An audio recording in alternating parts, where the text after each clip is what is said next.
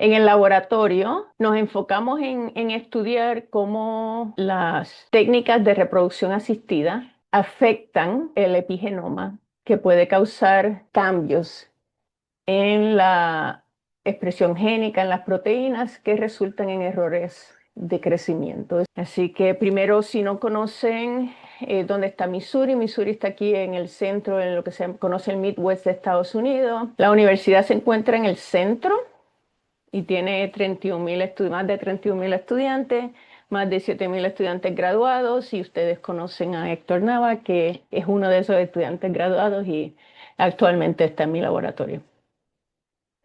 Vamos a empezar por los agradecimientos. El trabajo que voy a presentar hoy es tres trabajos de maestría y tres trabajos de doctorado, y el que está corriente ahora. Y entonces a darle las gracias a toda la gente que ha contribuido a estos datos, y también a los colaboradores. Se requiere mucho tipo de conocimiento para este tipo de investigación. Y sin dinero no se puede hacer nada, y el financiamiento. Ok, pues empezamos con dando un resumen de la producción in vitro de embriones. Y las técnicas de reproducción asistida o TRA involucra varios pasos. Primero es la colecta de ovocitos, que se puede hacer aquí como enseño de un ovario de matadero, o se puede hacer de la vaca en vivo. Después esos ovocitos se maduran y se fertilizan in vitro. Y si todo sale bien y hay cigotos, entonces esos se cultivan in vitro durante los próximos estadios hasta el punto del blastocisto, donde se pueden congelar o vitrificar o transferir frescos a una recipiente. Actualmente, en el reporte del 2023, que es el más reciente, enseña que aproximadamente 1,2 millones de embriones fueron transferidos mundialmente, que fueron producidos in vitro, comparado con 325,000 que fueron derivados in vivo. O sea que en la ganadería se está usando muchísimo este procedimiento. Los terneros que resultan de estas técnicas, por lo regulares también, pero las técnicas tienen varias deficiencias. Una es que la tasa de preñez es menor, como enseña esta revisión de la literatura de Pete Hansen, y se ve que hay como un 20% menos de tasa de preñez con embriones frescos o congelados. Y otra cosa que pasa en estos embriones es que el desarrollo fetal se ve afectado. Aquí tenemos un feto de día 56 de inseminación artificial, y ven que tienen problemas de las hemorragias, y también muchos de los fetos simplemente se absorben.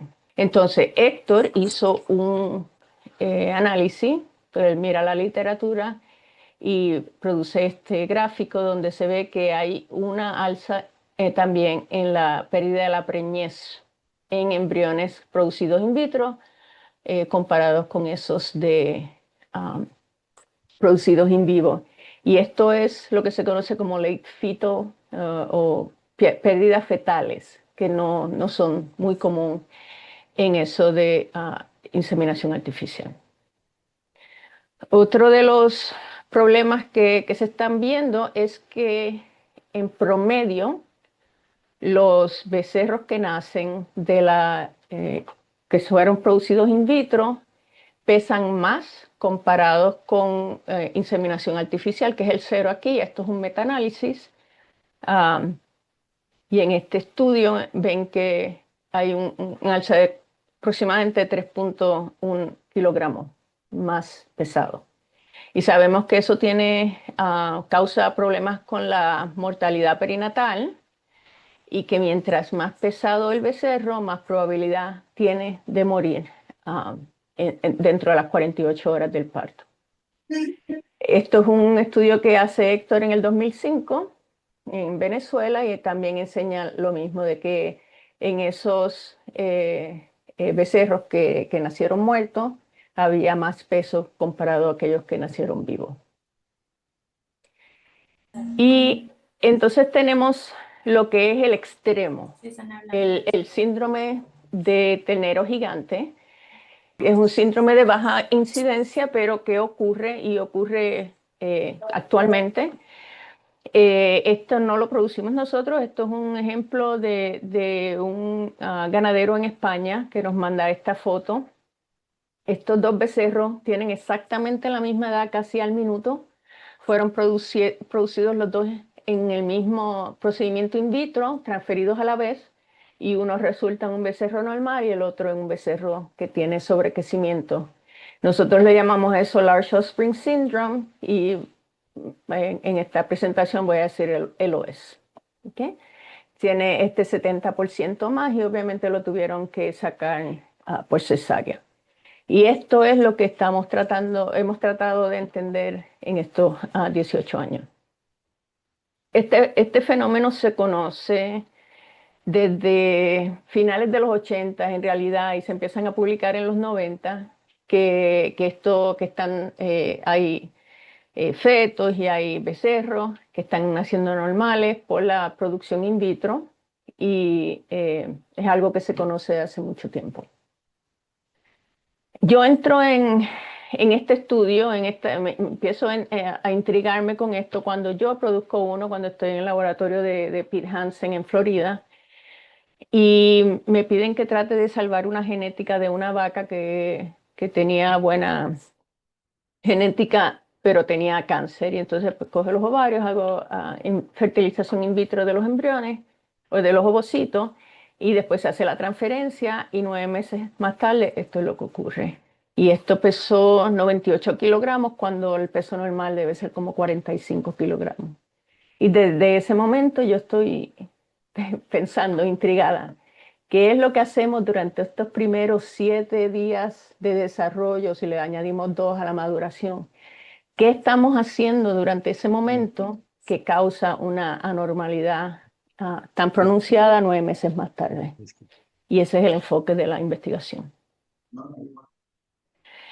Hay un síndrome de sobrecrecimiento congénico que se llama Beckwith-Wiedemann Syndrome, el síndrome Beckwith-Wiedemann, que es muy parecido al Large Offspring Syndrome. Tienen mismo fenotipo. Y este síndrome en humanos resulta uno en cada 10.000 nacimientos naturales. Y es un síndrome, puede ser varios de estos fenotipos. Y en Large Offspring Syndrome nosotros fuimos los primeros en reportar que existe espontáneamente. Ahora, sabemos que no hay problemas del ADN, no son mutaciones, estas anormalidades que vemos aquí no tienen nada que ver con la secuencia de ADN y el ADN está bien, o sea que no son problemas, mutaciones genéticas. Lo que también nos deja saber que es interesante es que cuando estos individuos se producen in vitro, humanos y vacas, hay un riesgo más alto de que se conviertan en estos síndromes. 10.7 en humanos y nosotros hemos visto en nuestro laboratorio como 25%. O sea, y esto lo que significa es que si no hay problemas genéticos y simplemente se está resultando por la forma de producción, entonces esto indica que esto es un fenómeno epigenético y que lo que estamos viendo son epimutaciones, no mutaciones. Entonces vamos a describir el epigenoma. Esta es la definición que yo uso de epigenética. Es el estudio de las modificaciones covalentes y no covalentes del ADN. Por ejemplo, aquí enseña la metilación del ADN. Y las proteínas histonas. Las proteínas histonas son estas proteínas en las que el ADN se enrolla y los mecanismos por los cuales dichas modificaciones influyen en la estructura y función general de la cromatina. Y la cromatina es el conjunto del ADN, de las proteínas histonas y del ARN. Me gusta usar la analogía de un libro. Todos tenemos exactamente el mismo ADN en todas las células. Y tenemos distintos tipos de tejidos, distintos tipos de células. Durante el desarrollo usamos distintos genes. Y de la forma en que eso ocurre es que los genes dentro de un segmento de cromatina pueden ser leídos como leyendo palabras dentro de un libro porque la cromatina ha sido activada, ha sido abierta. En otra área, que esos genes no se necesitan en ese tejido en ese momento de desarrollo, entonces la cromatina se inactiva, se cierra y entonces es como si cerráramos un libro. Están todas las palabras ahí, están todos los genes ahí, pero no se pueden leer. Y eso entonces es lo que está pasando con la epigenética. Es una maquinaria que tiene como un interruptor donde se encarga de abrir y cerrar la cromatina para activar o silenciar genes. El epigenoma tiene muchísimas capas y muchos mecanismos y tiene muchísimas proteínas que están involucradas en añadir modificaciones covalentes al ADN, a la histona. Y entonces le decimos los escritores, los borradores y los lectores. Entonces son muchas, muchas, muchas capas que se encargan del epigenoma. El epigenoma es como el ADN, como el genoma. Si no lo tenemos, morimos. El epigenoma es muy importante, es regular, no es nada malo. Ya. Pero al contrario del ADN, que es muy estable, el epigenoma es lábil, se puede transformar fácilmente porque tiene que entender todas las instrucciones que están pasando en el momento y a nivel fisiológico. ¿Okay? Así que eso es lo que ayuda a que tengamos todos los distintos órganos. Pero por lo mismo, el epigenoma puede ser problemático porque entonces también puede responder al medio ambiente externo, cambios, a los insultos. Aquí tenemos dieta o estrés o ejercicio, lo que hagamos puede informar al epigenoma, entonces el epigenoma hace unos cambios erróneos que después se pueden ver como problemas fisiológicos. El, el medio ambiente, el insulto externo que nosotros estudiamos en el laboratorio son las técnicas de reproducción asistida. Sabemos que este síndrome, Beckwith-Wiedemann, y ya hemos determinado que Lars-Shosprink Syndrome, es el resultado de pérdida de impronta genómica. La impronta genómica se define como un mecanismo epigenético que regula la expresión genética específica, y esta es la palabra clave aquí, específica, de cada uno de los cromosomas o los alelos heredados de los padres. ¿Okay?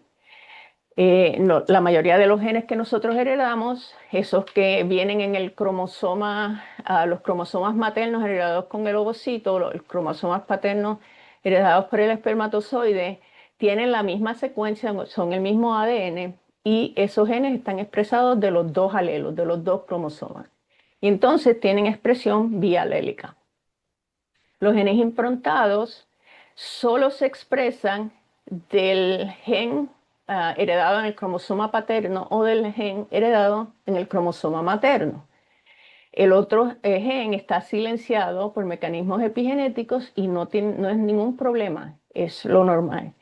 Y la expresión monoalélica es necesaria para el desarrollo embrionario.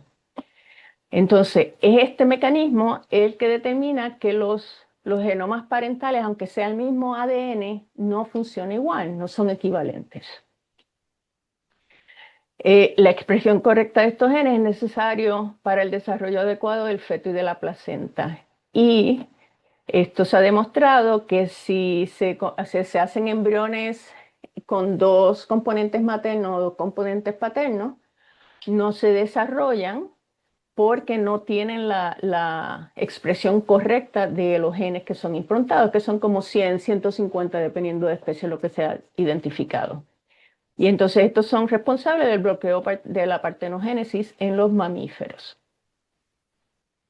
La regulación de la impronta genómica empieza durante la gametogénesis, que es el único momento donde el ADN está en compartimientos diferentes, el espermatozoide y el ovocito, y se puede marcar diferente. Después de la fertilización, los dos genomas están en el mismo núcleo. ¿Okay? Entonces se tienen que marcar durante la gametogénesis. La marca es la metilación, que es CH3 del ADN, y esto lo que causa es que entonces la misma sección del ADN puede ser cromosoma activo en un cromosoma heredado de un padre y del otro padre puede ser cromatina inactiva. Esto se llama el Imprinting Control Region, ICR, o región de control impronta genómica.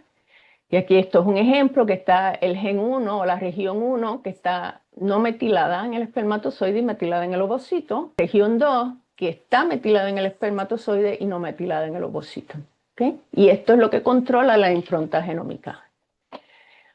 Cuando se pierde la metilación o se gana la metilación en el alelo o en el cromosoma incorrecto y que resulta en expresión bialélica o silenciamiento bialélico, eso se llama loss of imprinting o pérdida de impronta genética y eso causa problemas de desarrollo. Y lo que sabemos es que las técnicas de reproducción asistida causan pérdida de impronta genética. Entonces, ahora estudiamos el epigenoma y desarrollo fetal en bovinos. Y en el laboratorio siempre usamos este modelo para estudiar, para las preguntas que hacemos. Usamos Bostoros índicos. En este primer experimento usamos un Nelore y es un solo macho. Y Bostoros toros, y en este experimento usamos mayormente Holstein, para producir fetos de día 105. Y usamos 105 porque podemos ver el sobrecrecimiento en esta etapa muy fácilmente y además tenemos suficientes tejidos para hacer el trabajo. Entonces se producen inseminación artificial son los controles y producidos in vitro son los que estudiamos. La razón por la que usamos dos subespecies de bovino es para capitalizar en el cambio que existe en los genomas. O sea, los dos son bovinos, son fertilizaciones fértiles, funcionan, pero son obviamente animales distintos. Entonces, estos animales dividieron en la evolución hace más de 600.000 años, lo que ha introducido variantes en el ADN. Entonces usamos estas variantes para poder determinar en el híbrido, en el F1, qué alelo estamos estudiando, si es materno, estudiamos RNA o ADN, o el paterno, que podemos estudiar lo mismo, ARN o ADN. ¿Okay? Entonces, esto es la base de la que usamos para poder decir materno-paterno. En el primer experimento tuvimos 9 inseminación artificial y 27 producidos in vitro.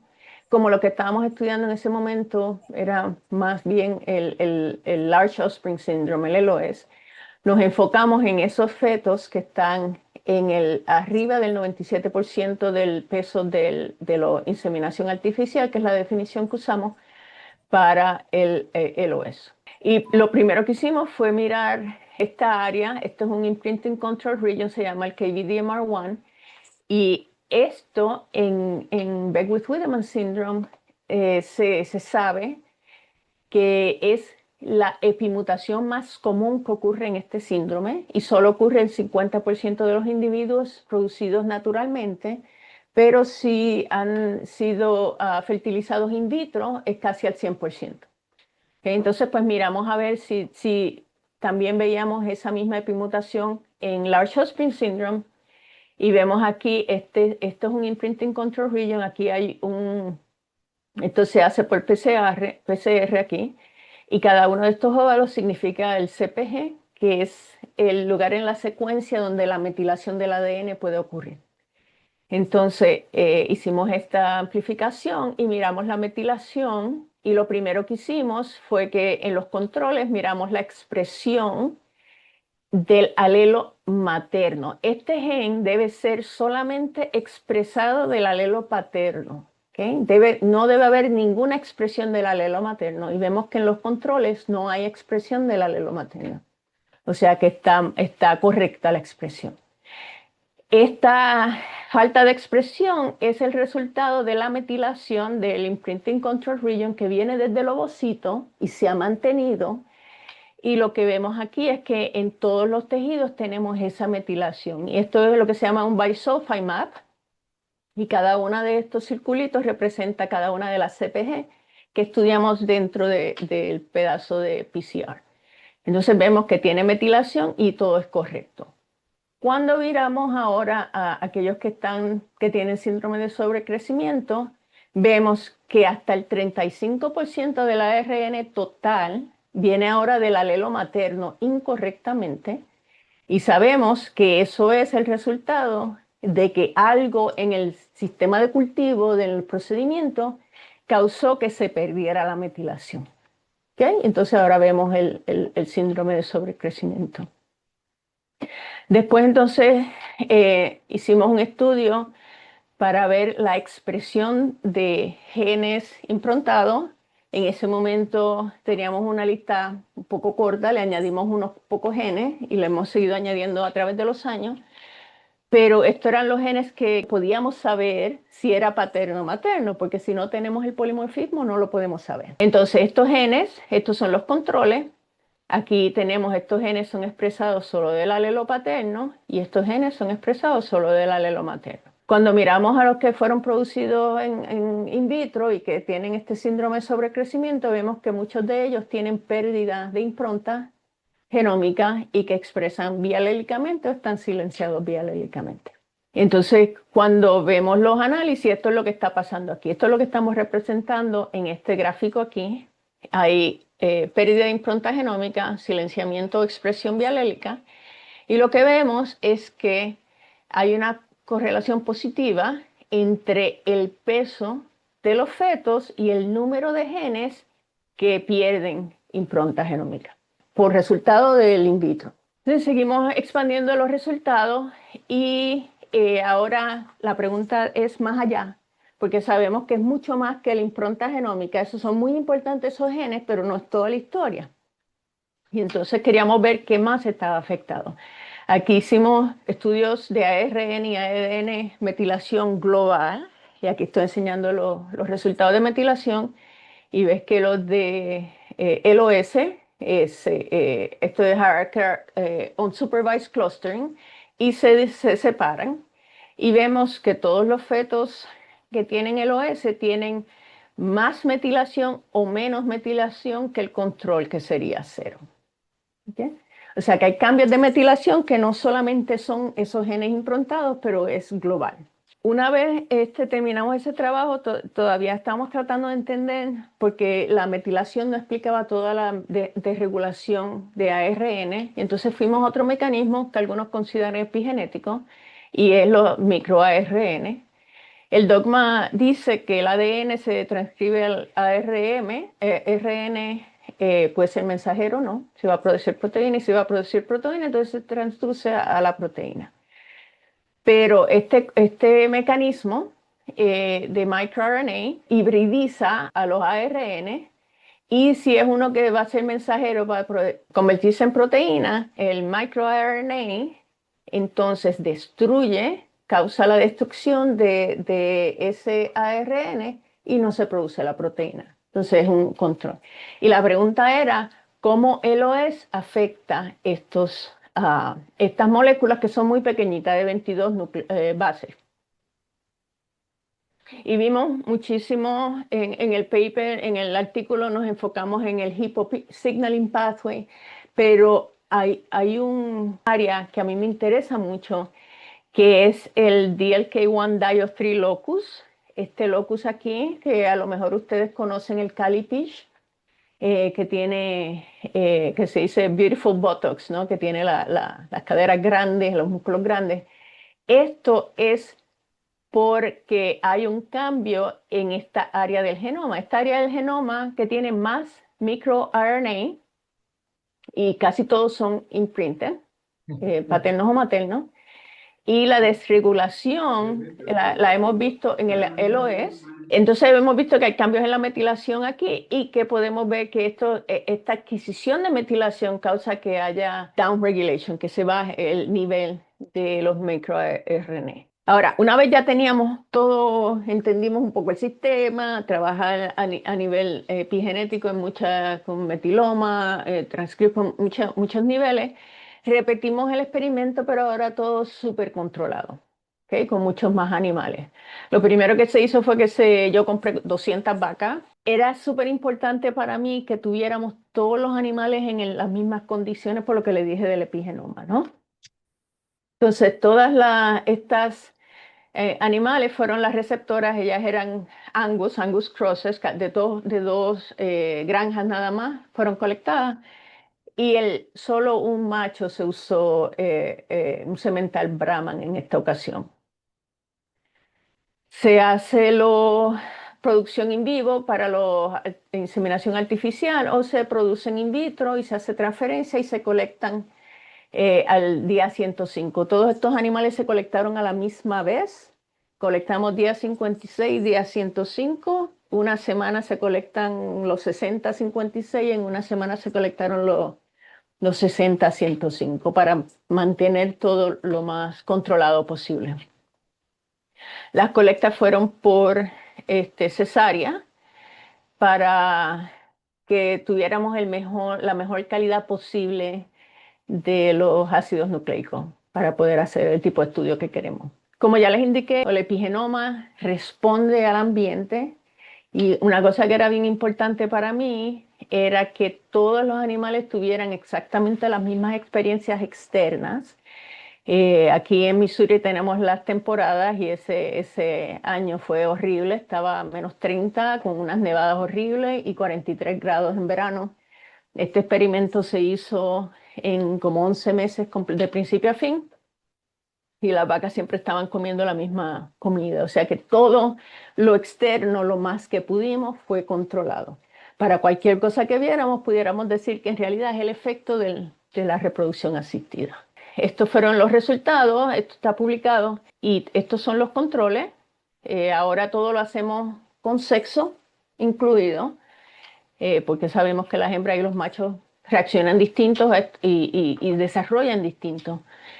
Y entonces estos eran los controles, el peso promedio, y estos eran los más grandes que tuvimos producidos in vitro, que es más del doble del peso. Y la pregunta que nos estamos haciendo ahora en el presente es, sabemos que esto causa problemas epigenéticos, sabemos que las técnicas cambian el epigenoma, cambian la impronta genética, que hay problemas, pero ¿qué significa eso para el desarrollo del feto? Y eso es lo que nos estamos enfocando ahora, eso es lo que Héctor, mi estudiante, miembro de su asociación, es lo que es la pregunta de su disertación. Por ejemplo, en este último experimento que hicimos, teníamos un solo macho, un Brahman, y muchas hembras, porque tenemos los ovocitos, los ovarios eran de matadero, y las GI fue de las hembras que teníamos allí.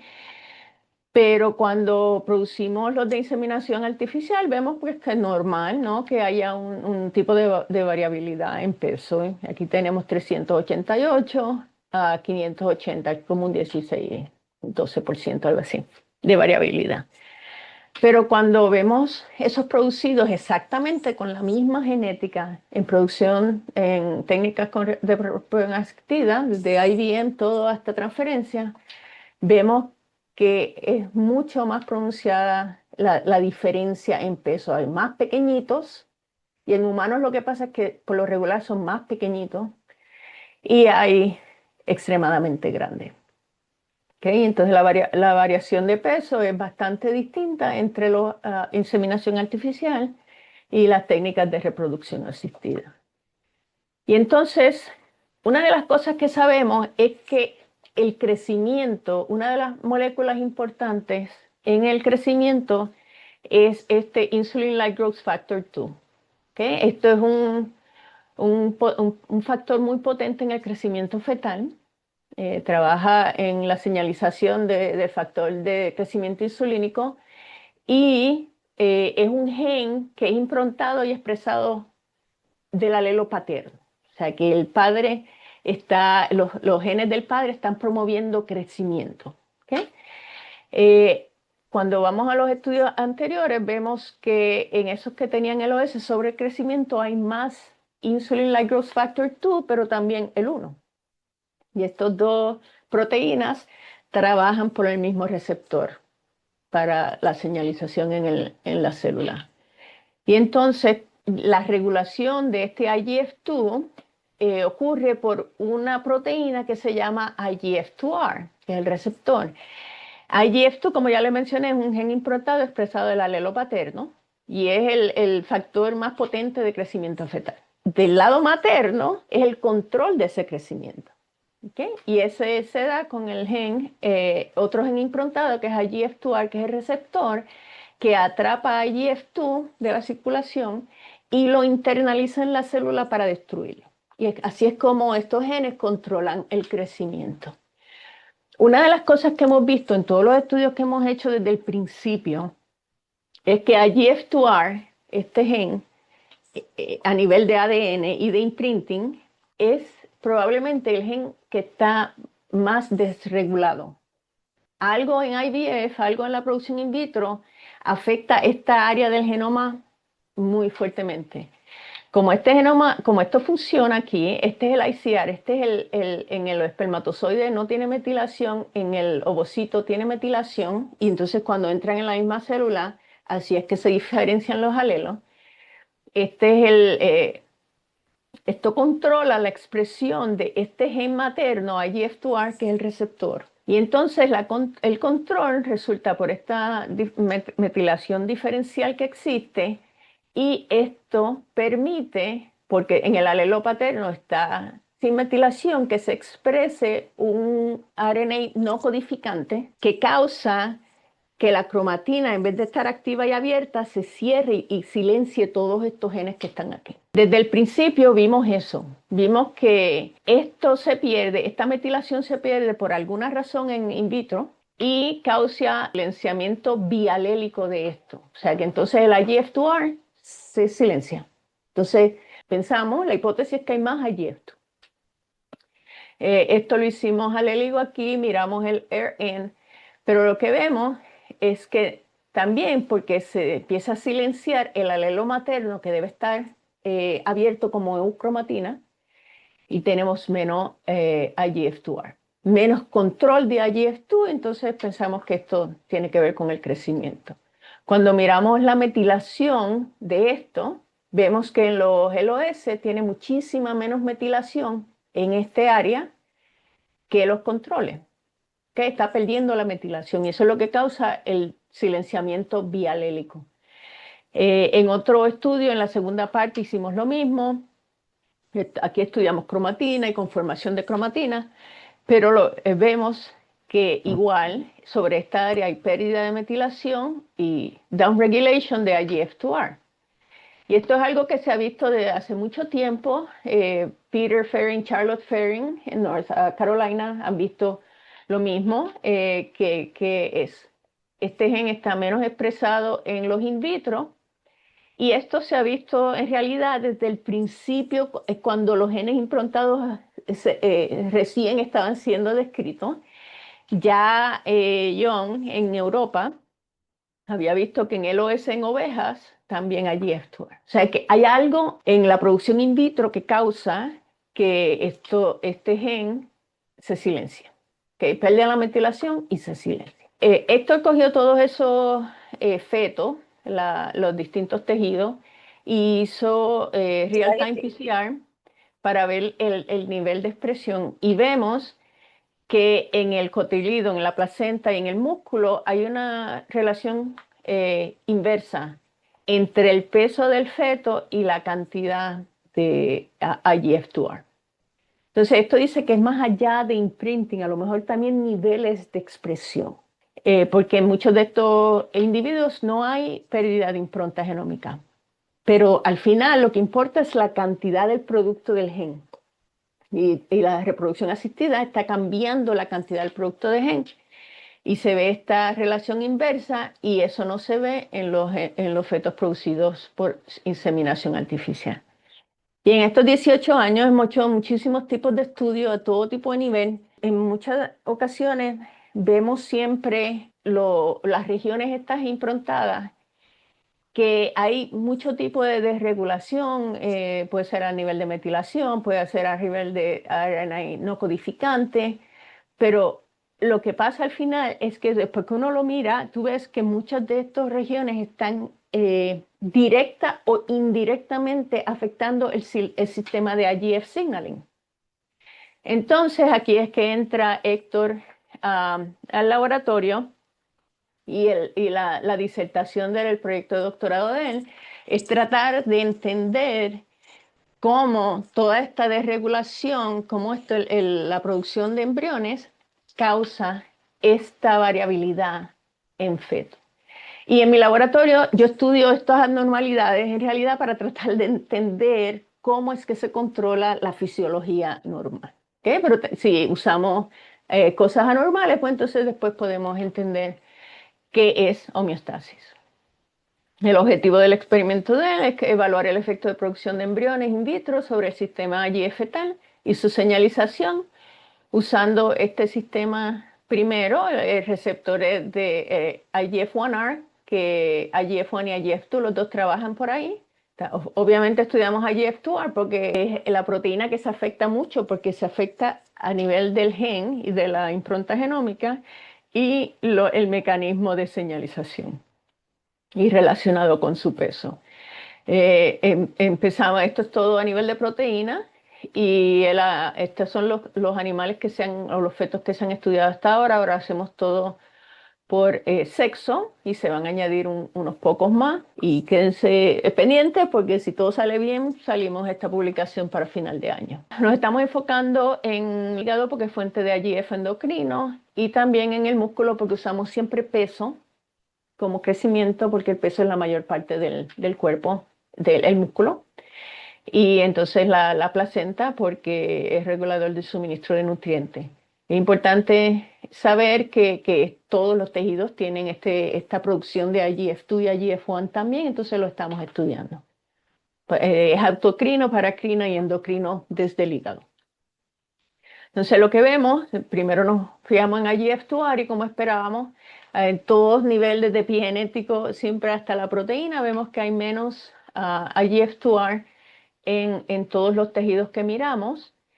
Y esto es importante porque vemos que hay la desregulación en la placenta que viene del trofectoderm, en el mesodermo y endodermo, que estos son tejidos embriónicos que vienen de la gastrulación, y todo eso ocurre después del blastocisto. O sea que el extraembrionic siendo la placenta no viene de los tejidos del inner cell mass.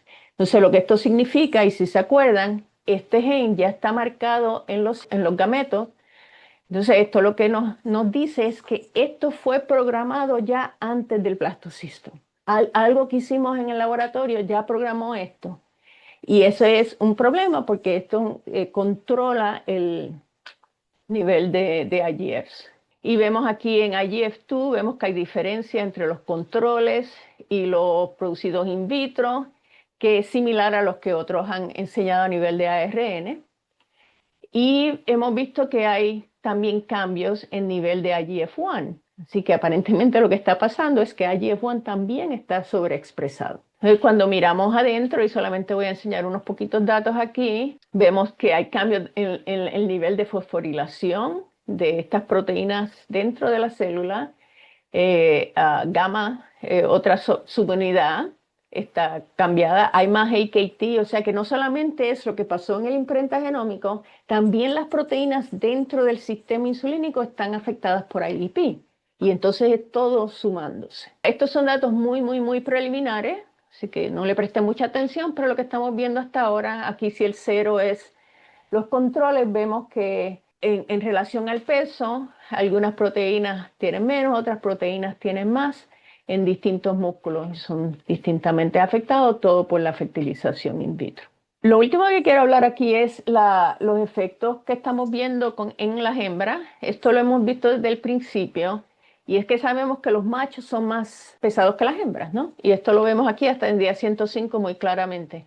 Pero los embriones producidos in vitro pierden esa diferencia y es porque las hembras crecen más. ¿Okay? Esto también fue reportado por Eric Muller en Holanda. Estos son en becerro y los machos pesan aproximadamente 4 kilogramos más que las hembras, pero eso se pierde en las hembras producidas por IVP. O sea que de alguna forma el IVP está cambiando la forma en que la hembra puede regular su fisiología. Cuando mira proteínas específicas, que hay una diferencia y que se pierde entre los inseminación artificial y los IVP. Y quiero concluir hablando de esto. Un sistema epigenético tiene dos componentes. La señal que desencadena el cambio epigenético, y esa señal nosotros en algún momento la introdujimos aquí, desde la maduración del ovocito hasta la transferencia, y entonces la marca que mantiene el cambio a través de las divisiones celulares. Esto se hizo aquí, pero se mantiene hasta que entonces la región de ADN se usa y entonces resulta en errores de desarrollo. Una de las cosas que se nos está complicando es esto. Aquí, por ejemplo, con esto, nosotros produjimos día 56, no hablé nada de eso, pero los días 56, cuando vemos el peso, pesan casi lo mismo entre todos ellos. Hay muy poca diferencia. ¿Okay? Todos estos se produjeron exactamente a la misma vez. ¿Okay? Algunos se colectaron día 56, otros día 105. O sea que las mismas técnicas, los mismos medios, los mismos everything. En el día 56 no estamos viendo esta diferencia tan pronunciada en peso. Pero entre día 56 y día 105, ahí es que se ve la diferencia bastante pronunciada y especialmente en las hembras. ¿Okay? O sea que lo que se programó aquí en el epigenoma, antes del blastocisto, no fue usado hasta después del día 56. Cuando entonces esas áreas del genoma, esos genes son necesarios para el próximo etapa del desarrollo, y ahí entonces hay problemas. Y esas son las cositas que estamos tratando de descifrar. Entonces el resumen de resultados es la producción de embriones in vitro altera el epigenoma, lo que resulta en alteraciones de expresión génica, incluyendo los genes improntados, altera la regulación del sistema de señalación del factor de crecimiento insulínico y afecta la forma diferente de los machos y las hembras. Y esto es importante porque ahora, como saben, ahora se está usando mucho el semen sexado para producir más hembras y vemos que las hembras se afectan más que los machos. Y con eso concluyo mi presentación.